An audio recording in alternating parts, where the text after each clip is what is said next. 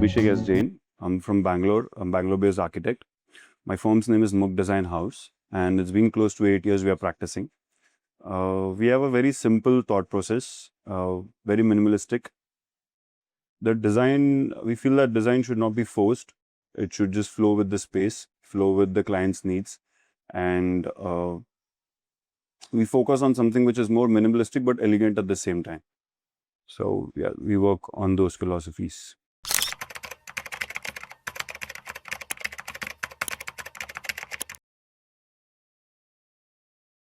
Yeah, so art was not introduced as a separate thing to me.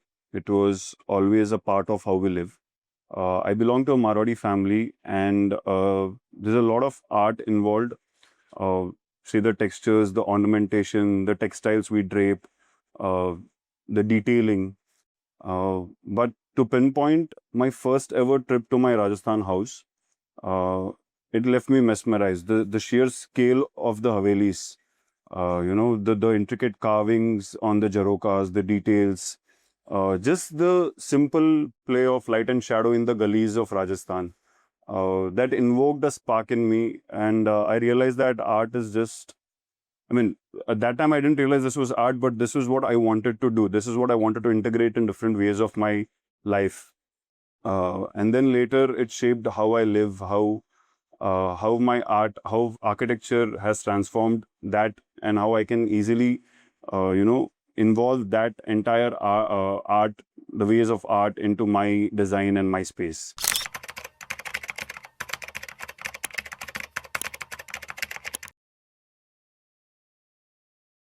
No, I don't think art is an accessory. It's like calling heartbeat an accessory to a body. It's not. Uh, it's very important. They say architecture, creates the framework. Interiors will, shape the functionality or the movement. But art is the soul. Art is what creates. Art is the pulse of the space. So you cannot keep it separate. You cannot think. You cannot keep art in the end. Art always comes right from start. It is a part of the whole process. And yeah, I mean, it cannot be kept separate. It's always a part of the process.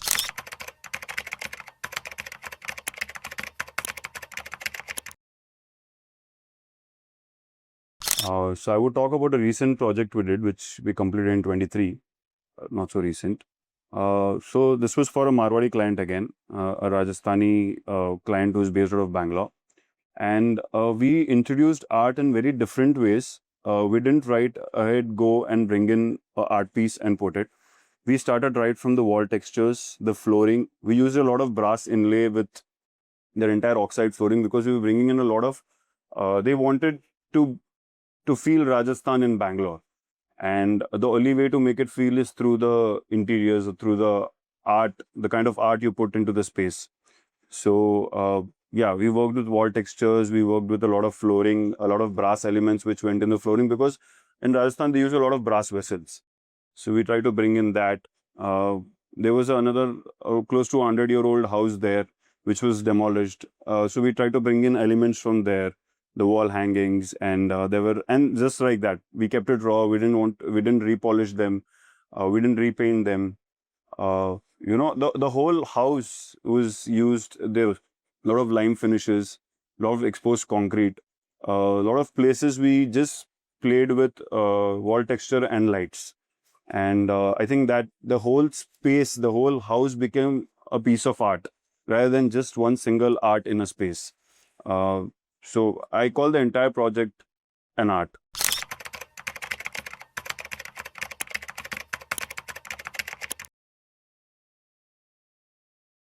I think with a little bit of restraint. Like I said, I don't like every wall doesn't have to be expressive, right?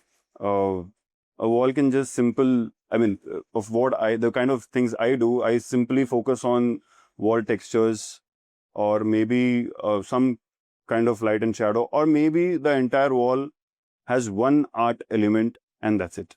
I would rather focus on a single large artwork than smaller distractions because then there's a lot of there's a lot of distractions. You're not focused. I mean, the art doesn't have value then. Yeah. So that's how I approach wall aesthetics. I mean, I don't like focusing on randomly bringing in things. So yeah, the wall, the art needs to interact with the wall. Somewhere the wall also needs to complement the art, and both of those also need to complement the person or the souls, whoever are using it.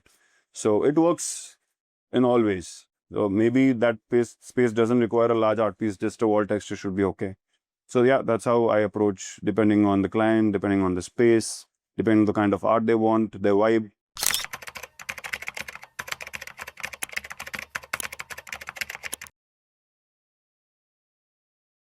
I would say, it's a very intuitive process, selecting art, but it's extremely complex, at least for architects who are not open or who are not used to this.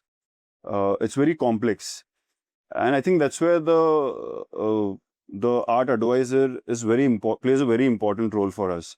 For us, it's a one-point contact. They are such good curators. They curate the art for us. They give us specific clarity. There's a lot of confusion because we don't know what kind of art goes where. So they give that clarity. They bring in. They have artists on their pulse because they are into interaction with artists, the new artists which come in, and they can easily create a art piece for us, which I don't think most of the architects have the bandwidth to do. So I think a art curator is very, very important. And if you're specifically focused and if you really need one, you need one, I would say.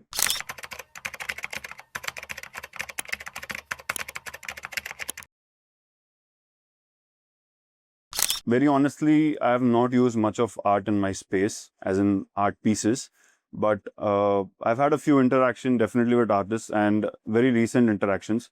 But one of the old interactions I would say was a person who does terrazzo, and he's from Rajasthan. I'd gotten him specifically for this project to Bangalore, and we tried to innovate in the ways we could, create art in terms of wall textures. Uh, we were doing a puja room, and specifically, I wanted a little bit of shimmer and a little bit of elegance in the same space. Not just it doesn't have to be too gaudy. So we experimented a lot. We brought in Makrana from Rajasthan. It's a local marble there. We brought in Jaisalmer stone, yellow stone, and then we were still trying to figure out how we can bring in that sheen. And then with discussions, we understood that we can bring in glass. So then we brought in glass. On site, we did some experiments. We mixed the entire, we broken the glass. We mixed the entire mixture. We used hands to put it on the walls. And that entire experience, I would say, make me realize how important art is, or how important it's just not the end process, right? It's it's not the end frame or the art piece. It's the entire process, which makes it very interesting. So yeah.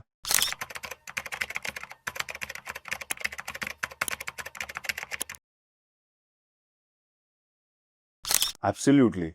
I don't think, I wouldn't speak for everyone, but I don't think most of the architects think of art right from the start, or interior designers or designers in per se.